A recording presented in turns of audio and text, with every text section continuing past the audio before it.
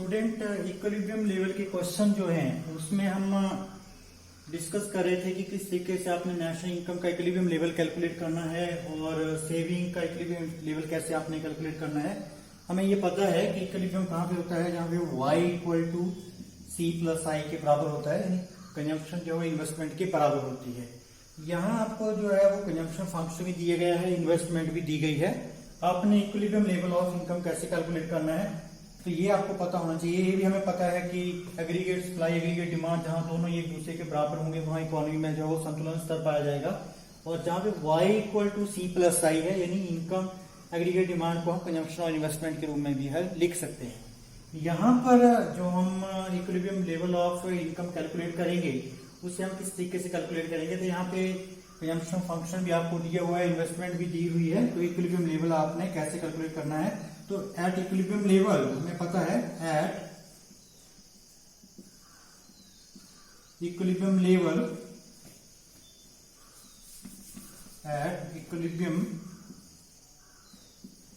Level y equal to C plus I के बराबर होता है, यानी इनकम जो है कंजम्पशन और इन्वेस्टमेंट के बराबर होती है।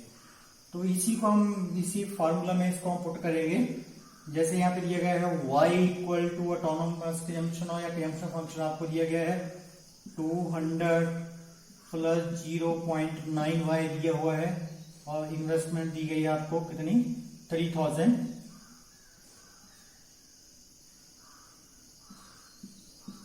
ये दिया हुआ है y यहाँ पर ये यहाँ 0.9y है, इक्वल की साइड आएंगे तो नेगेटिव हो जाएगा। y minus 0.9y equal to 200 plus 3000, ये बच जाएगा। इसको इक्वेशन को हम और आगे सोल्यूशन करेंगे तो इक्विलिब्रियम लेवल के ऊपर इनकम कितनी किसके बराबर होगी हमें कैलकुलेट करनी है। तो यहाँ पे y माइनस 0.9y इसका डिफरेंस होगा वो 0.1y आएगा, इक्वल टू 3200, ये हमें प्राप्त होगा 3000 प्लस 200 इक्वल टू 3200। तो y इक्वल टू 3200 अपॉन 1, यहाँ पॉइंट था तो इसके जीरो लग जाएगी, तो y equal to 32,000 crore rupees हमें प्राप्त होगा। ये ध्यान रखना, इसी के साथ इसको कैलकुलेट करना y को equilibrium at equilibrium level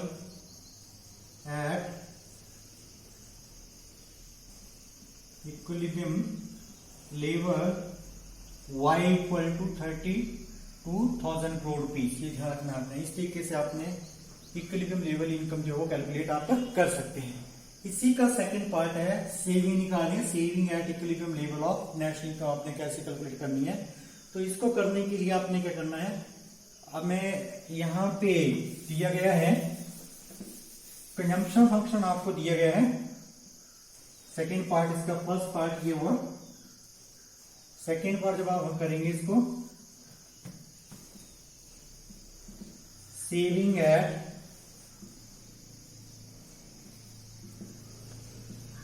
equilibrium level, ये आपने कैलकुलेट करनी है इसमें, जिसमें आपको दिया गया है गिवन कंजम्पशन फंक्शन यानी c इक्वल टू कितना दिया गया है 200 प्लस 0.9y। तो कंजम्पशन एट इक्विलिब्रियम लेवल ये हम निकाल रहे हैं, वो क्या है कंजम्पशन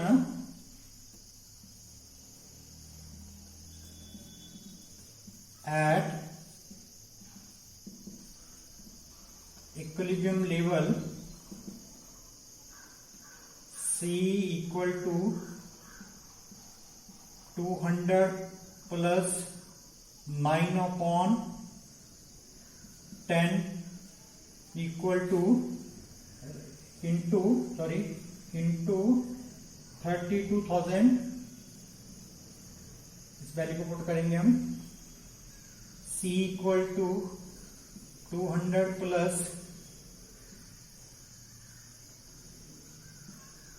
3200 मल्टीप्लाई बाय 9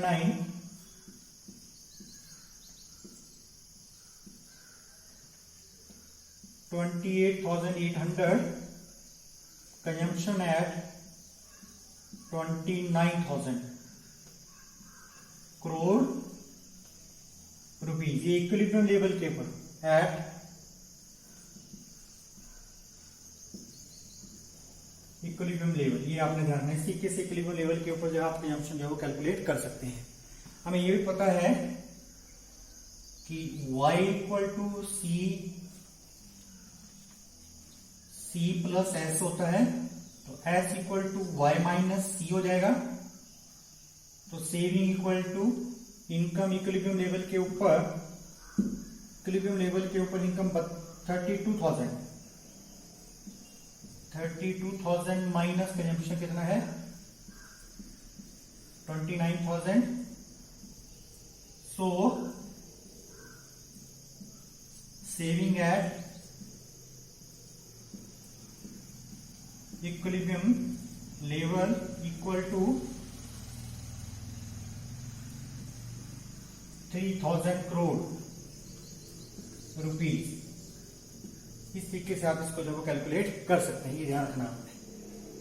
ये आपने जो है वो इक्विलिब्रियम लेवल के ऊपर कैसे आपने इनकम कैलकुलेट करनी है। पहले जैसे हमने इनकम निकाली, इक्विलिब्रियम लेवल के ऊपर इनकम निकाली 32,000, और इक्विलिब्रियम लेवल के ऊपर ही आपने जो आपने सेविंग निकाली है वो कितनी है 3,000। यहाँ एक बात क्लियर हो जाती है कि यहाँ भी 3,000 करोड़ है, इन्वेस्टमेंट भी 3,000 करोड़ है यहाँ पे दी गई है, ये देख सकते हैं आप। तो डायग्राम में भी आपने पढ़ा है, जैसे हम करते हैं ये y है, यहाँ मैं कर रहा हूँ इक्विलिब्रियम लेवल जो आपने निकाला, यहाँ पे ES है, ये आपका AD है, यानी इक्विलिब्रियम लेवल ऑफ इनकम कितना निकला आपका 32,000।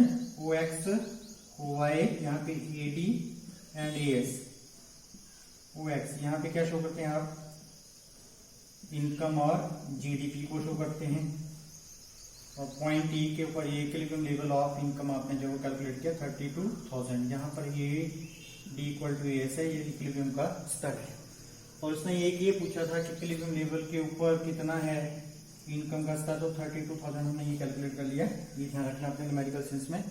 और यही क्वेश्चन इसने पूछा था कि सेविंग एंड इन्वेस्टमेंट अप्रोच के द्वारा इक्विलिब्रियम क्या होगा इसी स्तर के ऊपर। तो सेविंग और इन्वेस्टमेंट की अप्रोच आपने की हुई है। यहाँ पे जैसे हम लिखते हैं इन्वेस्टमेंट लेते हैं, इस तरीके से आप सेविंग फंक्शन शो करते हैं। यहाँ पे इनकम और GDP शो करते हैं OX के ऊपर, OY के ऊपर आप सेविंग एंड इन्वेस्टमेंट शो करते हैं।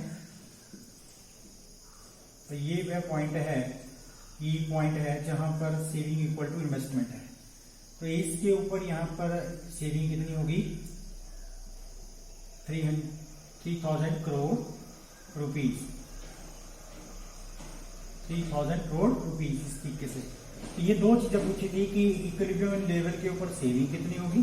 तो इक्विलिब्रियम लेवल के ऊपर सेविंग 3,000 हमने ये कैलकुलेट कर ली, और इस स्तर के ऊपर जो है इन्वेस्टमेंट भी इसके बराबर है, यानी 3,000 करोड़ है, दोनों बराबर है, सेविंग इन्वेस्टमेंट दोनों बराबर है, अर्थात ये इक्विलिब्रियम का स्तर है। और यहाँ पे इनकम का स्तर जो है ये हमने व्यक्त किया है, कितना है ये 32,000 करोड़ रुपीज है।